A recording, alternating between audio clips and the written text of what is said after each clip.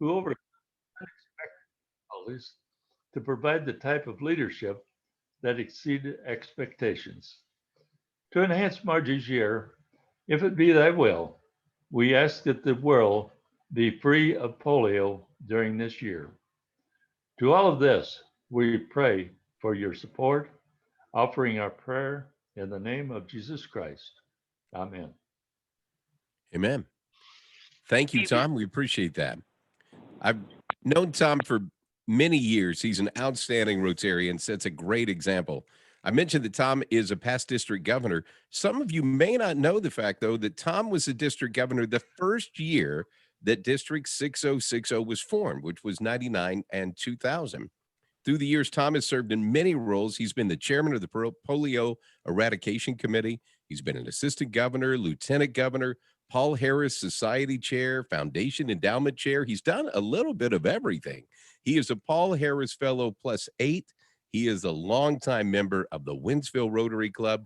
He is a 50-year Rotarian, which we found out during district conference this year. So, Tom, thank you very much for being a part of tonight's very special event. My pleasure.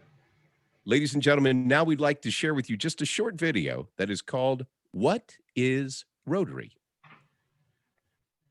What is Rotary? We're a network of people like you. In fact, we're the original social network. More than 1 million of us live just about everywhere you can think of. And we mean everywhere. We get together to exchange ideas, grow our businesses, and make new friends. We volunteer to help our own communities or someone else's. We're right around the corner. Come join us. The name is Rotary. Rotary International. I love that video. I remember a few years ago when I first saw that, and I thought, man, that is just a great piece because it really speaks to, the heart of what Rotary is all about. So thanks very much for sharing that, Dave. Speaking of heart and Rotary, it is my pleasure to introduce to you Tom Drennan, our 2020-21 district governor. Most of you have met Tom, if not all of you who have already met Tom during this past year, either in person when he visited your club event or maybe by Zoom when he made an official club visit with you. District Governor Tom has been a member of the Overland Rotary Club for 21 years. He's had perfect attendance since 2009. He and his wife, Joy, are strong supporters of a Rotary Foundation. You probably know this, but Tom is an avid bicyclist. As a matter of fact, he rides 100 miles in one day every November in an event in Tucson that's called the Ride to End Polio. Tom, along with other Rotarians, have combined to raise over $58 million, including the Gates Foundation match for polio over the past 11 years. Tom, would you please share a few quick highlights of your year, an amazingly challenging year as our district governor? Thank you so much, and thank everybody here on this call because each and every one of you have been a part of what's been going on. When I look back this Rotary year, it started out with more questions than answers. All the club leaders were faced with the pandemic, but they looked for opportunities, not excuses. For example, the Webster Groves Club, they held their pancake breakfast as a drive-through, and that became very successful. I've watched clubs have successful blood drives. Piedmont Rotary held their golf tournament today. The Union Club held their 0.1K fun run last fall, which I participated in a year ago, which was quite fun. Clubs are doing pennies for polio, holiday caroling, and many other activities. Clubs have been real adept at holding hybrid meetings, and it's kept their members engaged and active in what's going on. A couple highlights that I'm real proud of is I learned that the district has over 40 more female members in the district than it did a year ago. And also our in age group 30 to 39, 40 to 49, and 50 to 59, membership is growing. In no small part to the work of Bill Dees and work he's done to boost our membership. And also our district has been a real strong supporter of the Rotary Foundation through this, and I'm really proud of the work that past District Governor Linda Poobauer and a group with her has really done great work on getting the word out and getting money for the foundation. So, it's been a challenging year. I have very mixed emotions about being over, but I will start being polio chair on July 1 and going to hit that hard. In this year, I helped 2 Rotarians in a small way. One with Jerry Burkholz of the St. Jen Club and Ralph Zook. They each raised over $3,500 for polio at a bike ride event, and that's before the match. I had the pleasure Thursday at the St. Louis Club. Ralph gave me a check for $1,000 for the foundation toward polio. And he's a gentleman who rode his bike to Toronto towing a rickshaw, and he's going to be planning on riding to Houston, Texas next convention towing a rickshaw. He's a great supporter. He's very active in the Satellite Club. So that's just a few of the highlights. There's too many to mention because we got a lot to do tonight, and I really sincerely thank each and every one of you. I will not forget all the good things you did to help me, each and every one of you. So, Mike, thanks for emceeing tonight, and I look forward to the rest of our program. Thank you, Tom. We really appreciate that. Man, you have led us through a very challenging, a very unusual year, a year that we will not forget soon, and a year, hopefully, that we will not repeat soon to get into something like that again. We appreciate your dedication, your perseverance during this past year. Thank you Our so much. incoming District Governor, Margie Sammons, has a presentation for you, I believe. Margie? Thank you, Mike. Well, Tom, I just want to say you have done an incredible job this past year. We're so grateful to have had you to be our district governor this past year. And so with our deepest appreciation, I wanted to present you with this award, as well as a gift card to the Maplewood Bicycle Club for $200. So the award, if you want to open it there, I mailed it, provided to you ahead of time. It is an acrylic award with a wrought iron stand, and it has the Rotary Opens Opportunities logo on it. It says Tom Drennan and your appreciation for this past year as district governor. Beautiful. I'm trying to get this right. Isn't that beautiful? It's beautiful. That There is you go. great. That is so nice. Thank you so much. Well, Tom, we just can't say enough how much we appreciate all that you've been through, and you've been a real trooper through the whole year, and you've just done an incredible job. So thank you for your leadership, and don't go too far, because we're hoping you'll be a big support of this upcoming year and future years in Rotary. So thank you very much. Absolutely. Look forward to helping with the polio in any other way I can help. I'd be glad to. Thank you so much.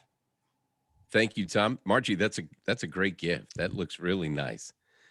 So Tom said we have a lot to do tonight, although at some point I want to find out more about a 0.1K. That's my kind of run, man. I can get behind something like that. That's kind of thing that my knees would hold up for. And But just a quick, there's a chicken wing and a beer tent at the end. So it even more. That's a Mike Elam type event, There you man. go. I'm all on board with that. We have a lot of stuff to get to tonight, a lot of great things that we're going to get to, but we're going to start with a real treat that we have this evening. We get to hear from our guest speaker, Dan Muncaster. I should say Lieutenant Dan Muncaster, as he is a recent graduate of the United States Military Academy at West Point, where he ranked 3rd. Let me repeat that. He ranked 3rd out of over 1,000 West Point graduates in 2021. And folks, West Point graduates are cream of the crop to begin with. And to hit 3rd out of that crop is being a top 1% of top 1%. That's amazing. At West Point, Dan distinguished himself by demonstrating competence, character, and commitment in every leadership role that he was assigned to. And one professor described Dan as one of the most impressive undergraduates he's ever known.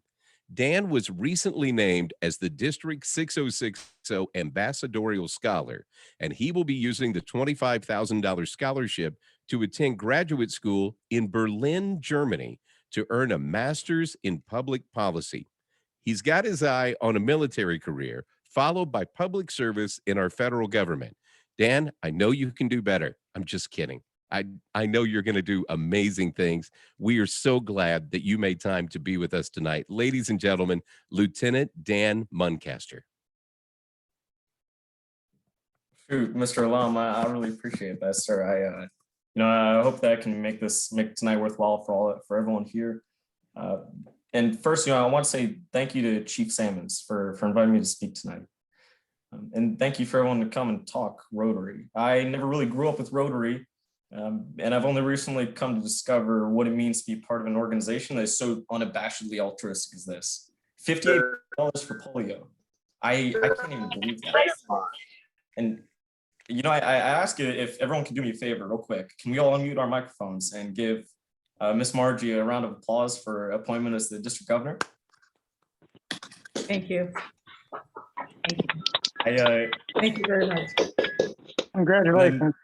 and then just one more round of applause for everyone who's here, because I know all of you are leadership positions inside this club to make things better for people who are in St. Louis and nearby, and then people around the world. And if that's not something to give a round of applause for, I don't know what is. So please, one more, please. I know Zoom calls are a little bit difficult for this, so I appreciate y'all putting up with those kind of requests. I've been given the opportunity to speak tonight a little bit about my story, but frankly, I don't think that my story is very spectacular. Instead, I'd like to talk to you about serving to change lives, the entire point of tonight. Some of you already know my story after I had the chance to interview with you. So to make it really quite short, I'm Daniel Muncaster. I go by Dan, except when my mom gets mad with me, which at 22 going on 23 happens more than I would think, more than I would like. And just last month, as Mr. Lum said, I graduated from the U.S. Military Academy at West Point, but I'm Mr. Muncaster because after I was diagnosed with a nerve disorder in February of this year, which makes me ineligible for military service. Instead, with your support and with the opportunity from the Ambassadorial Scholarship, I'll be studying for Master of Public Policy from the Hertie School in Berlin, and then I'll be going to transition to the Peace Corps, where I can hopefully make a difference in some communities in South America. If our conversation today is a success, I won't be talking much more about myself.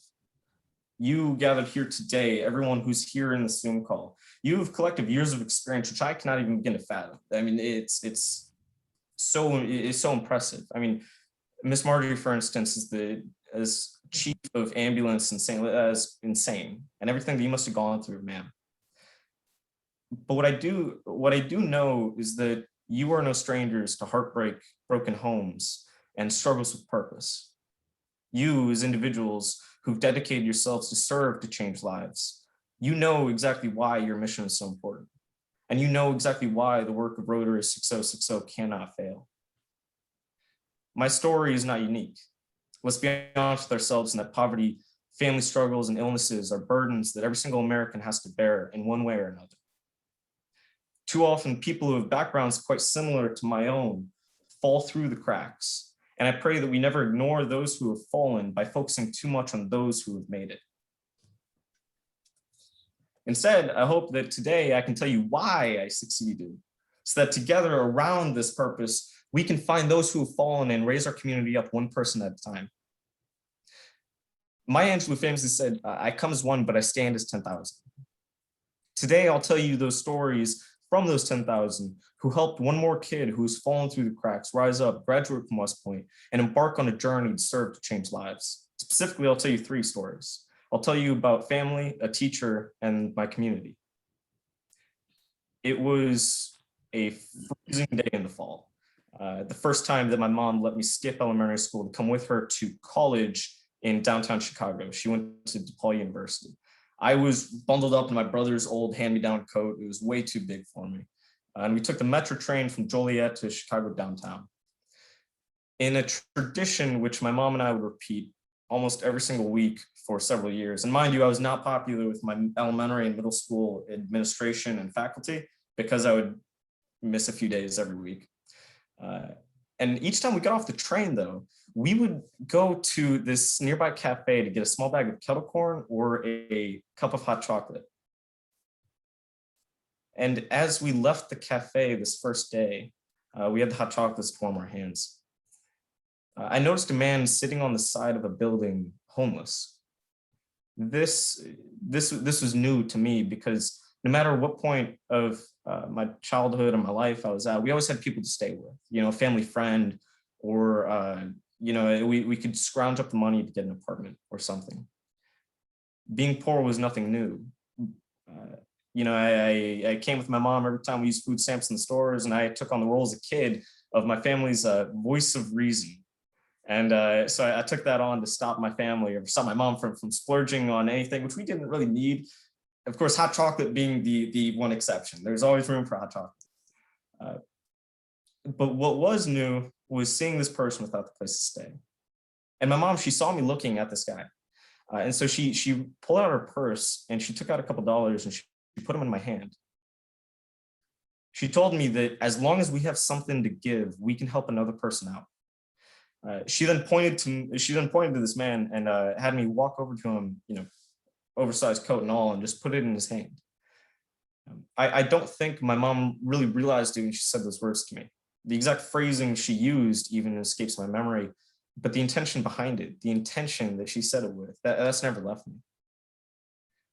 Here before you is a single mother raising 4 kids, working full-time and studying Arabic at college, Arabic of all languages, which if anyone has any experience with Arabic, it is one of the hardest languages to learn. It was insane. And at this point, we were just a few months from the hardest parts of our struggles. This moment has stayed in my memory as the day I learned what true compassion looks like: faceless, unwitnessed, and borne by those who know suffering. I don't believe my mom knew what she did that cold day in Chicago, but she gave me my purpose. I can tell you the late nights, the overwhelming stress, and the agony she went through to raise 2 boys and 2 girls. I can tell you the lengths she went through to ensure we were fed, clothed, and schooled properly, but I know a lot of you who are listening to this Zoom call, you're parents yourselves, and so you know exactly what it's like. I find it most poignant instead in describing my mom to tell you that she taught me the secret to life. Viktor Frankl, the Austrian philosopher and Holocaust survivor, he says, "I grasp the meaning of the greatest secret that human poetry and human thought and belief have to impart. The salvation of man is through love and in love. To pass by injustice, squalor, and pain is to deny our humanity." I stand, or I guess more literally sit here today before you, a man dedicated to ideals, because I learned early in life that despite everything, despite what pain we might go through, compassion can exist. Without my upbringing, without this fiery 5-foot-tall woman from Southern Illinois, I could not have begun on this path, and I could not have found such a drive in my life, one that I think lines up exactly with each and every single one of you today. Each of us has this story, this individual or individuals who rose us up and showed us the higher values of life. For those of you in this room, I'm sure you took these ideals to heart, hence why, for all its burdens, you carry the weight of compassion through Rotary service. For me, my mother showed me that no matter the struggle, each of us has the capacity to bear more for one another and to care more for one another. I've learned that compassion is, in fact, a burden, a weight, and one that can bear down more than any other burden we carry. Sometimes this burden comes in the form of parenting, and other times it's in the small acts of kindness that we show to strangers. But this burden is the noblest weight to carry, and is the only weight worthwhile in the world. Each of us has the story. The person who, from the crowd of 10,000, stands out and held out a torch in the darkness to shine our paths to the light. Now that I've told you a little bit about my mother, I'd like to tell you a little bit about my other mother, West Point. Beyond the uniform inspections and physical training and the constant anxiety about timeliness, there was a camaraderie and a pervasive sense of duty that made compassion really forthcoming from everyone who was there. I'll tell you that in the exercise of such compassion, many of the people I had the opportunity to meet at West Point became those people who, in one form or another, impacted my life in such a profound way as to be those I leaned on to find my way forward. One of these individuals I consider a dear teacher and mentor. You see, beyond all the minor stresses of West Point, there are opportunities to grow as leaders and to take on these leadership positions, mentored by an actual officer or non-commissioned officer with responsibility to develop your subordinates and your peers, your other cadets. This past year, for instance, I was in charge of a battalion of roughly 360 cadets. Before that, and from where the story comes from, I led the Air Assault Training Detachment for the summer training cycle of 2020. Air Assault, if any of you are veterans here, then you know, it's an Army school to teach soldiers all about helicopter operations, to include attaching equipment loads to the helicopters and then actually rappelling down from the helicopters. West Point is uniquely situated to conduct the training at our academy. And so every summer, 100 cadets are put through the 2-week course. This course is taught by Army non-commissioned officers, professional soldiers with years of experience. Overseeing the cadets during all non-class hours, supplying them during the course, and preparing them for success in the class, all that was done by my team. We had 8 people in total, including myself, overseeing just over 400 cadets and soldiers. Each night, we slept a collective of about maybe 2 to 4 hours, and then we raced into the next day to start work again. Needless to say, we got pretty worn out, and tension started to rise on the team. One individual in our team, who I'll refer to as Roger for his sake, he began driving a wedge between us. He would refuse orders from his higher-ranked members on the team. He would argue combatively with others, and he started creating a toxic tension while we were all really sleep-deprived and overworked. My second and third in command, they came to me with this issue and recommended going to our attached officer, the officer who was in charge of mentoring and developing us, and recommend removing Roger from the leadership detail. I thought for a moment, but I rejected that idea. I told him no. Conflicts of personality are best dealt with in-house and by those personalities in an honest and fair manner. In the same vein of compassion, my mom demanded that I practice empathy. I realized that just maybe Roger may not have realized how his actions were coming across to the team. That night, we finished work kind of early, and so we could look forward to a couple extra hours of sleep. I approached Roger, however, and asked him to go on a walk with me. What I intended to be a really short 15-minute blunt conversation saying, hey, this is how things are looking to the team. It turned into 2 hours of a heart-to-heart discussion. Behind what appeared to me and what appeared to the team as toxic behavior was really a host of insecurities, issues that he had with his home life and his family life, with other individuals outside of the leadership detail and everything. Roger and we came much closer that night. And the next day, we all saw a marked difference in his behavior. For the rest of our training, he was one of the most productive members of our team. Now, here's where my teacher and my mentor comes in, who I credit with an incredible lesson in maturity.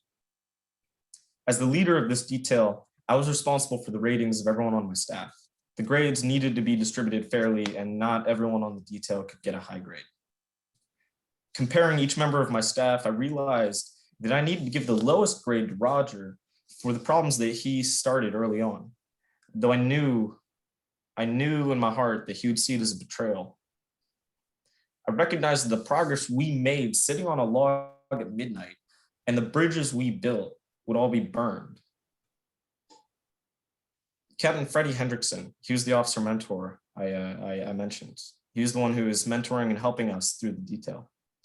He was always there to provide critiques, advice, and recommendations on what we could do, but he always made sure that he gave us the choice, because as individuals who are taking these leadership roles, we have to actually practice leadership.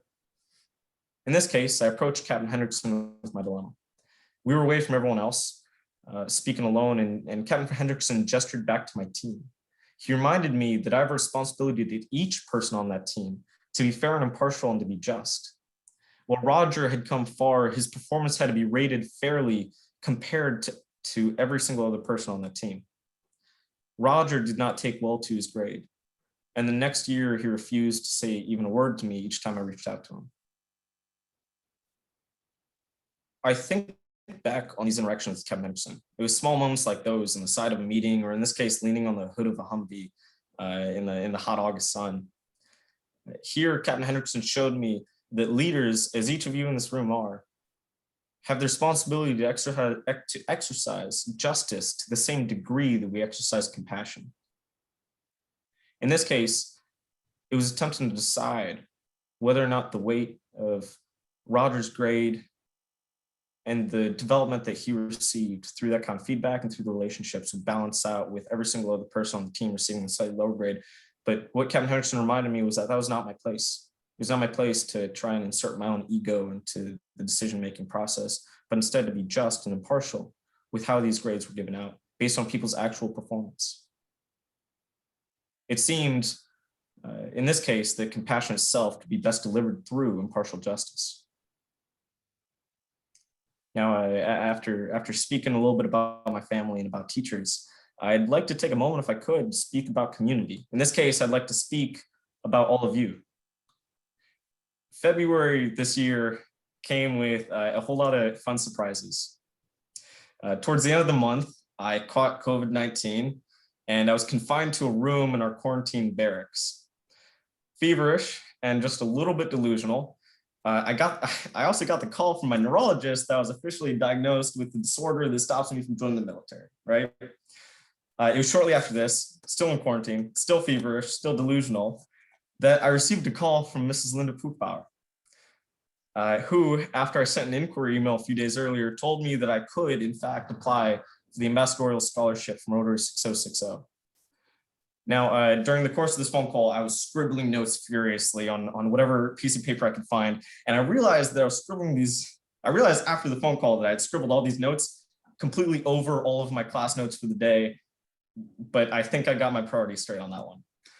I've had the chance to speak today about my mother and dear mentor, and now I need to give credit to you for the opportunity you've given me to really continue on this path to serve, to change lives. You see, I come before you as one man about to begin, but I stand as the work in progress and the recipient of acts of compassion and justice that come this fall will allow me to continue to grow along this path with you. I apologize for any sound in the background. It would be selfish and plain unrealistic to even imply that my work up to this point and my work in the future is due solely to my own efforts. Rather, I stand here today thanks to my family, my teachers, and my community and you, and the incredible amount of people who have provided me an opportunity when they had no damn reason to at all. These stories I tell you, however, are about more than just giving someone an opportunity. We need more than that if we're going to change lives and change the world. Our communities and our efforts must be focused on tying together our opportunities with the just compassion that we need to lift people up in a fair and equitable manner. In the most affluent society on earth, we allow poverty to live in our streets. In the most idealistic democracy on earth, we rob ourselves of justice by concentrating power in the hands of a few. And I know that you all are on the path to change lives with everything you're doing in polio and everything you're doing in the communities. This is the overall point of what I'm talking about today. We serve to change lives by gripping hands, and as a community that embodies the values of compassion and justice, raising one another up. We founded this nation on the idea that based on the sweat and toil of someone's back, they too can succeed. We are far from achieving that ideal. A child born in Detroit's projects will not get the same opportunities, no matter how you look at it, will not get the same opportunities or the same jobs nearly as easily as Bill Gates' kid. And it's regardless of how smart or talented this Detroit child is. This community, you all, are incredibly inspiring to me because I see you as the role models to whom I should aspire to be. Those who make opportunities available for other people to change this world. The reason I succeeded in spite of my background is because of the people who helped me grow. The topic today is to serve to change lives. Let me tell you that you've changed mine, and I pray that together we can go change more. I pray that with your help, personally, I can be one of those 10,000 who help some other kid in some broader community find the way to move forward and raise higher. Thank you all for listening to these few words, and thank you for all the work that you're doing. Thank you, Dan, for spending some time with us tonight. Thank you for that very inspiring message. You are going to be a great leader. We wish you so much success as you go study in Germany. Dan Muncaster, I think, is the name that we are going to be hearing about for many, many years to come. We're very proud of you. We're looking forward to what happens as you go along. Congratulations on the $25,000 Rotary Ambassadorial Scholarship, and we hope that you will come back and share with us as your adventure progresses. Thank you again for spending time with us tonight. Excellent. Uh, Before we get on to our next speaker, I was just made aware that, and this is something that I didn't know, and I feel like a failed Rotarian for not knowing this. Sylvia Whitlock is on the call with us tonight. Sylvia is the first woman to join Rotary. I did not know that. Margie, how did I go through my Rotary pledge class and not get that? I can't believe I even have a Rotary pledge pin at this point to where I didn't know that. That is amazing. Sylvia, congratulations on that honor, being the first woman of Rotary ever. And we are so excited that you joined us tonight. So thanks very much for being here. We have a lot of distinguished guests who are with us tonight. We have Rotary Director-elect Elizabeth Yusevich, who's with us. Past District Governor Rita Easterly, who's with Zone 31, is joining us tonight. I feel like Rita's actually part of our district because it feels like I've always seen her at all of our district events. But it's kind of like Dan was talking about. You have these Rotarians who just give and give and give, and they give their time, they give their talents, and they show up at all these different things. So we appreciate all of you being here. We just wanted to reach out and whenever you find out the first woman of Rotary is here, that's a pretty big deal. So just wanted to jump in there real quick. Our next speaker is past district governor, the title that Tom is most excited about having achieved as of this week, past district governor, and the one that Margie is going to be looking forward to in a year from now, from everything I hear. But our past district governor, Scott Harness, is our next speaker. Scott is a member of the Festus Crystal City Rotary Club. He is a Paul Harris Fellow. He is a major donor. He is a member of the Bequest Society. He has also served as our district governor in the incredible year when we had the best club presidents ever in the history of District 6060, 2007, 2008. Okay, so maybe it's because Margie and I were both presidents that year of our particular clubs. Why I feel that way. That's the year that Margie set the bar at the Arnold Rotary Club in being the president there.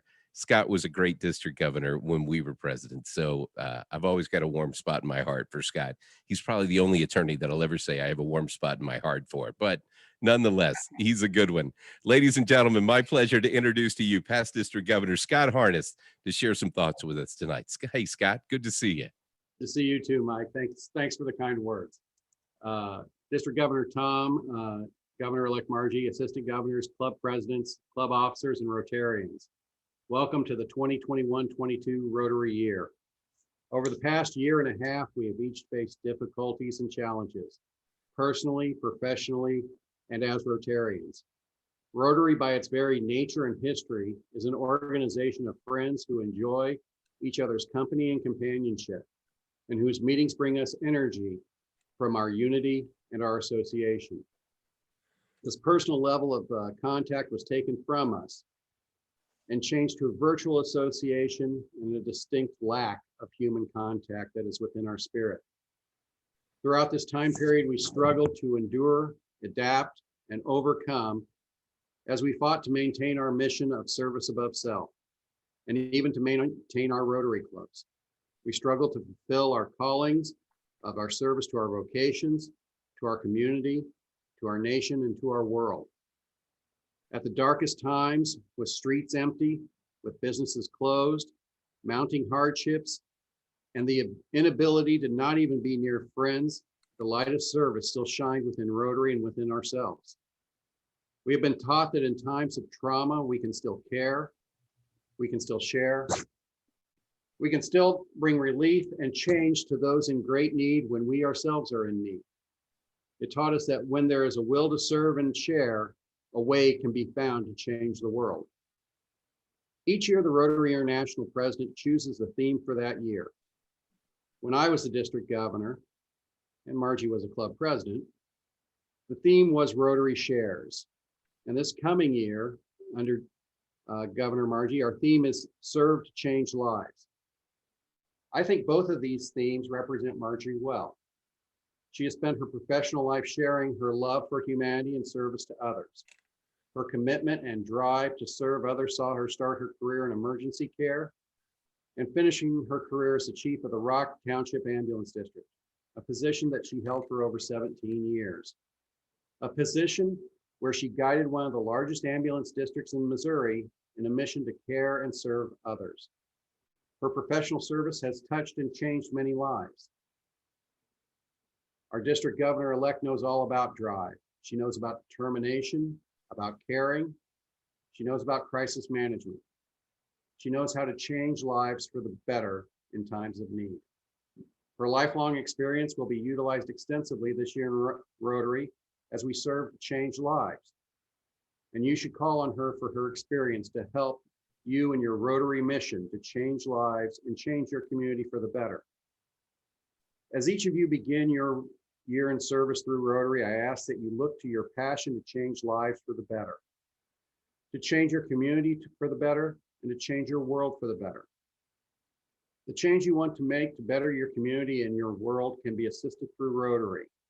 Rotary has many programs that will assist you in implementing that change. Together with Margie as our chief this year, we will restore, refresh, rebuild, and reestablish Rotary as we change lives. We have much work to do, and we've been given a great opportunity to show how well we will do our job with Rotary and serve to change lives. Welcome, and your charge is to serve to change lives. I know together that we will. Thank you very much. Thank you, Scott. We appreciate those great words. Thank you for sharing the encouragement and supportive words for our incoming governor, Margie Sammons. Our next speaker is past district governor from 2012-2013, Tim Cudd. Tim gets credit for planting the seed with Margie that she should consider serving as district governor. So Tim may be Margie's favorite person, or maybe the person that Margie puts his face up on the dartboard as the year goes along. We'll see how that works out. Tim is a Paul Harris Fellow +2. He is a member of the Bequest Society. He is a member of the St. Peter's Rotary Club, and he is going to chair Show Me Rotary for 2021 and 2022. He is also fresh off a Cardinal baseball game where he lost the mug that was signed by Yadier Molina that they handed out today to his grandson. So he had a great take home there for a second, and then evidently that's going back to Florida. Ladies and gentlemen, past district governor Tim Cudd. Hi, Tim. Thank you, Mike. I appreciate it. Yeah, I had that mug for about 90 seconds before it was captured and taken away from me. So first of all, Margie, congratulations. And I mean that sincerely. You know, it's been, I don't know, 10, 12 years. I remember at Show Me Rotary, we had a conversation and I said, you know, one of these days, you never know, you may step up and be the district governor one of these days. And you kind of ducked your head and said, no, that'll never happen. No, I'll never do that. And yet here we are all these years later. You know, we've had numerous conversations since then over the years, different positions, and you were serving as assistant governor, which, by the way, you did an amazing job, and I appreciate all your hard work serving in those positions. And I think that's when the journey began. That seed was planted. So right now, I'm probably a pretty good friend. 6 months from now, you may put me up on the dartboard, and that's okay. I think it's all good. It's been a real pleasure watching your progress as you've moved along up through the steps and that you needed to get here to this position you're in right now. Now is when the fun starts. There's a lot of hard work that you've done, that you've gone through. But I think this is the year that the fun starts. Hopefully you get to get out and have some in-person club meetings. Things are going to get back to maybe some semblance of normal. You get to get out and meet the members around the district, learn some of the clubs and their plans, things that they want to accomplish. You know, your job as a district governor is to make sure you support the clubs. Don't ever forget that the clubs are there, that your job is to support them, you know, however you can. I just, again, wanted to say congratulations. I know you haven't officially been sworn in yet, but I'm going to call you Madam Governor for the first time. So I just wanted to pass along, you know, the thoughts. It's been a real pleasure, Margie, over the years watching you progress through this, and I wish you well, and I look forward to working with you not only through the district, but on Show Me Rotary as well. And like I've told you for a long time, if you ever need anything, I'm here to help if I can. Congratulations. Thank you, Tim. We appreciate you encouraging Margie to apply for the position of district governor. Words can make a big impression, and our words do matter, especially when it's a word from a friend. So, Tim, thanks very much for being a part of that. Well, at this time, Scott Harness is going to conduct the installation of Margie Sammons as our new district governor. Scott, it's all yours. Okay. Margie, by the way, you will be putting Tim up on that dartboard sooner than you think. Okay, I know about this one. I'll get it ready. Are you ready? I'm ready. Okay, please repeat after me. I, Margie Sammons, I, Margie Sammons, do solemnly pledge that I will faithfully execute the office of Governor of Rotary International District 6060, I solemnly pledge I will execute the officer of Rotary for District 6060, and that I will, to the best of my ability, and I will, to the best of my ability, support the Rotary clubs of this district, support the Rotary clubs of this district, Rotary International, Rotary International, and I will uphold the Constitution and bylaws of Rotary International. and will uphold the Constitution and bylaws of Rotary International. Congratulations, Governor. Thank you. Thank you very much.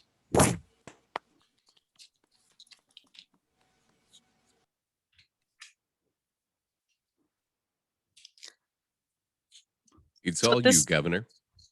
So at this time, I just have a few things I'm going to say before we keep moving on for the evening. First of all, thank you to each and every one of you for being here. There's so many honorable guests and members of my own Rotary Club in Arnold, Missouri, as well as other members that are out there. So thank you from the bottom of my heart for being here. I just want to say that there's been so many kind words and inspirational information and challenges ahead, but I do feel with all the district leadership team that's behind me, I think we'll be able to accomplish our goals for the year. We want to be a change maker. We want to be sure that we support the committees, the committee chairs, assistant governors, the Rotary Club presidents, and all the others involved to make sure we have a successful year. Of course, we're looking forward to visiting all the clubs and learning about their club projects and their activities and being involved within their communities and being involved with their projects. You know, Rotary, we need to stay connected. So I'm anxious to get out there and be involved in their service days. So we're hoping they're going to plan those service days and let us all know what they're going to be so we can participate in them, as well as the Health and Awareness Week. So we want to stay connected as much as possible. You know, we want to continue to follow the action plan that was outlined by Rotary International. We want to increase our impact, expand our reach, enhance participant engagement, and increase our ability to adapt. We need to serve to change lives. We want to be change makers. We want to make a difference in our community and around the world. So again, thank you all for being here. And now back to Mike. Well, congratulations, Madam Governor. We're very excited about your next year. Thank you for sharing your vision for the next Rotary year. All of us participating in the event this evening are excited to serve alongside of you for these next 12 months. And Margie, your first duty as our newly installed district governor is to install the rest of your district leadership team. So with that, I will turn it back to you to start installing your team. Okay, we're going to begin by installing the district governor line. So as I say your name, please raise your hand.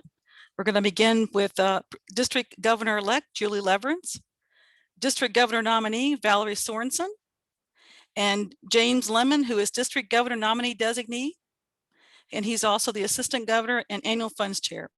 So if you'd please raise your right hand, and then you'll say "I will" at the end of the pledge. These individuals solemnly pledge that they will faithfully execute the offices as described for Rotary District 6060, and that they will be, to the best of their ability, to support the district governor and Rotary National, as they will uphold the Constitution and bylaws of District 6060. They will fulfill the responsibilities of their office to the best of their ability in accordance with the constitutional documents of District 6060. They can all respond by saying, "I will."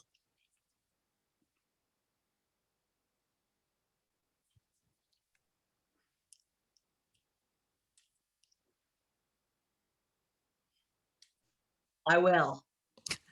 Thank you, Julie. will. Thank you very much. Okay, now we're going to, congratulations to each of you. So now we're going to move on and install the committee chairs and assistant governors.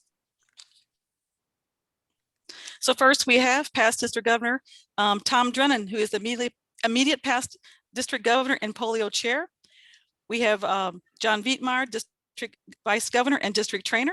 We have David Robinette, district executive secretary, executive finance chair and webmaster. We have past district governor Jerry Wims, visiting chair and insurance rep. Bill Dees, membership chair. Linda Poobauer, district Rotary Foundation chair. Past district governor Joe Rogers is public image. Kate Becker, district secretary. Tom Sullivan, district treasurer. Charlene is TRF stewardship. Stephanie is CAP grant chair. Brigida is the international convention chair. James Wagner is the friendship cultural exchange chair. Fletcher Wells is intercity chair. Greg is youth exchange chair. Dick Scant is RILA chair. Beth Emmendorfer is the youth protection officer. Ken is district scholar chair. Dwayne is Paul Harris Society chair. And Lloyd Mueller is district sergeant at arms. So if all of you would please raise your right hand. These individuals solely pledge they will faithfully execute the offices as described for Rotary District 6060, and they will, to the best of their ability, support the district governor and Rotary International as they will uphold the Constitution and bylaws of District 6060, fulfill the responsibilities of the offices to the best of their ability and in accordance with the constitutional documents of District 6060. You can respond by saying, I will. I will. Congratulations to each one of you. Now think about it. With that great district leadership team, we're going to have a successful year for sure. So now we're going to move on and we're going to install the assistant governors. So we have, if you would please raise your right hand. We have Susan Tuggle, Dennis Hartman, Chuck Weed, Rennie Davis, TJ Fuller, and Jim Jenkins. Skip Rapp, Kim Combs, Sue Cobb, Pam Harrell, Nelda Morgan, and Basil. George Black and James Lemon. They will do as following. These individuals solely pledge that they will faithfully execute the offices as described for Rotary District 6060. They will, to the best of their ability, support the district governor, Rotary International, and will uphold the Constitution and bylaws of District 6060. Fulfill the responsibilities of their offices to the best of their ability in accordance with the constitutional documents of District 6060. Everyone can respond with, I will. I will. I will. I will. I will. I will. I will. So congratulations again to each and every one of you. And so now we're going to go ahead and install our new incoming presidents for District 6060 for the 2021-2022 year. So we're going to begin. Chuck. So we have club presidents who please raise your right hand as we announce your name. We have Drew Sophia, Arnold Rotary Club. Rhonda from Bell City. Patty Fisher, Bowling Green. Jeanette from Cape Girardeau. Mark from Cape Girardeau County. Mark Welker from Cape Girardeau West. Carol from Chesterfield. Dan from Rotary Club of Clayton Ladue. Amelia from Cottleville, Weldon Springs. Bob from Crestwood, Sunset Hills. David Duncan from DeSoto. Dexter is Devin Miller. Megan is Festus Crystal City. Rance is Florissant. Forest Park is Tim. Fredericktown is James Tao. Hannibal is Andy. Hayti is Frank. High Ridge is Ron. Hillsborough is Brian. Jackson is Dana. Kennett is Jeff. Kirkwood is Hardy Washington. Louisiana is Kayla. Mexico is Darren. Montgomery County. O'Fallon is Bob Kane. Overland is Brian. Paris is Brandon. Perryville, my hometown, is Becky Paulus. Piedmont is Charles Brown. Potosi is Ron. Reynolds County is Kelsey. Sykeston is Marion Jones. Southeast Missouri Service is Linda Poobauer. St. Charles is Dan. St. Charles Sunrise is Kent Stevens. St. Francis is Matthew Rubble. St. Louis Club of Lebanon is Jack Windus. St. Peter's is Brad Smith.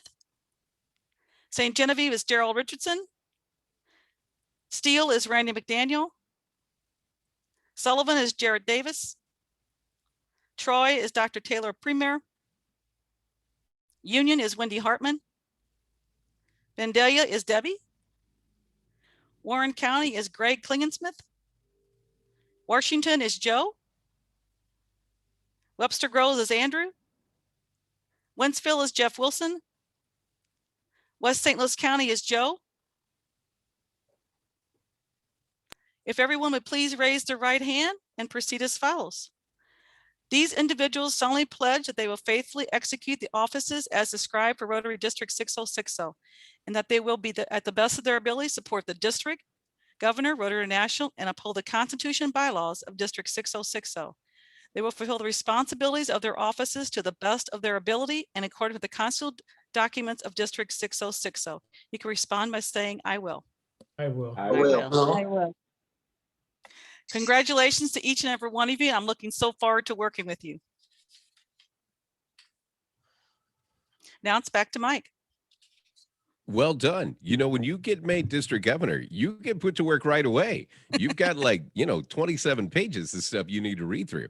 I do find it funny, though, of how many of you who are incoming presidents who have been presidents before.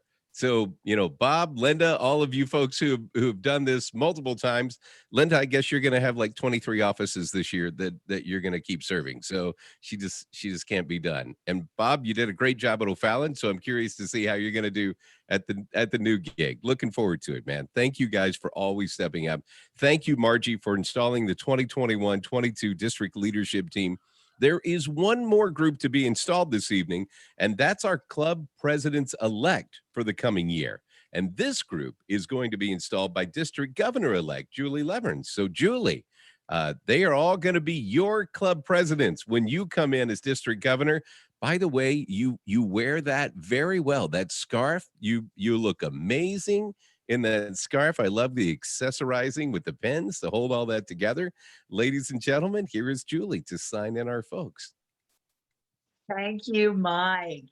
I'm really excited about working with Margie, and I'm really excited about those folks who are going to be serving when I have the opportunity to fill the role of district governor next year. So let's meet those president nominees who will be president-elects on July 1. Steve Hunter, Rotary Club of Bowling Green. David Presser, Rotary Club of Cape Girardeau.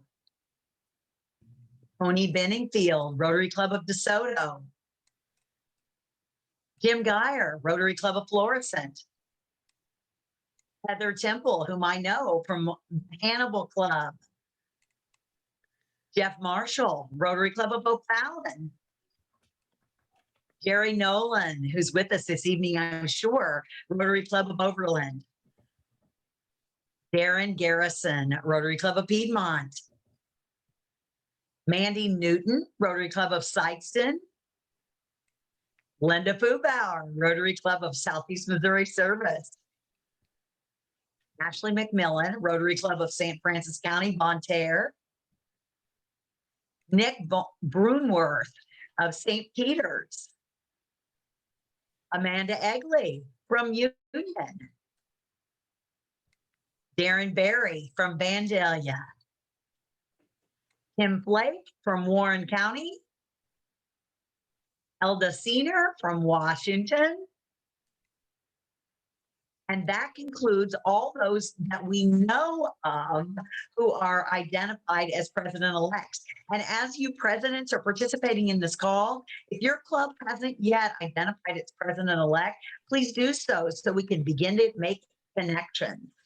Now, if all of you president-elects would please raise your right hand, I'd appreciate it.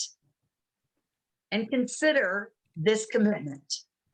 Do you solemnly pledge that you will faithfully execute the office of president-elect in your Rotary Club within District 6060, and that you will, to the best of your ability, support your club president, Margie, our district governor, and Rotary International? that you will uphold the Constitution and bylaws of District 6060 and our clubs. Will you fulfill the responsibilities of your office to the best of your ability and in accordance to the constitutional documents of 6060 and your club? If you are willing, please respond with an I will. I will. I will. Thank you very much. Mike, back to you. Thank you, Julie. You know, the one thing about Julie that you can always guarantee is she's going to be excited. So I'm excited to see even next year how things are going to go. Congratulations to everybody who's coming in. We're very proud of the presidents who are coming in this year. We're excited for those who are going to follow the next year. We appreciate all of you who are being here tonight. So we're going to close out this evening's installation of officers in the same way that many of you close your club meetings, and that is with our four-way test. So if you would, please join me. Of all the things we think, say, and do, is it the truth? Will it be Is it fair fair to to all all concerned? Will it build goodwill? and better friendships. Will it be beneficial to all concerned? We were just all lockstep in that one. All right. So that was very good. Ladies and gentlemen, for one last time this evening, would you please welcome back your new district governor, Margie Sammons. Thank you, Mike. Thank you, Mike. I just want to say I am honored and privileged, and thank you to each and every one of you for being here, those that were guest speakers and those that are just sitting out there watching from afar. So thank you very much. I appreciate your support. My husband, Randy, for being here beside me tonight and along the year moving forward. So we just need to be change makers, serve to change lives. Together we can, together we will, and seize the day. So we're going to be ending this with some fireworks in just a few minutes. So if you want to hang on and watch those for minutes, otherwise we're going to ring the bell and we'll conclude our meeting. Again, thank you so much and looking forward to next year.